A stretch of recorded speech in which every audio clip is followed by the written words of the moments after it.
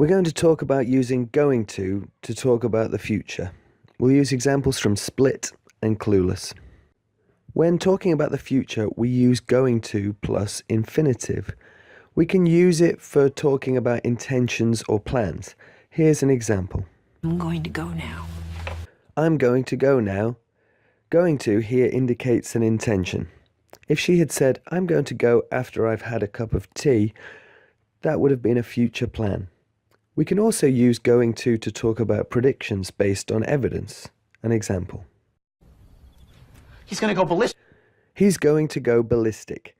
He's going to indicates a prediction about someone's behavior. The person referred to is Cher's dad in Clueless. If you've seen the movie, you will know Cher's dad has a bad temper. So it's logical to infer that if he's annoyed in some way, he's likely to become very angry, even ballistic.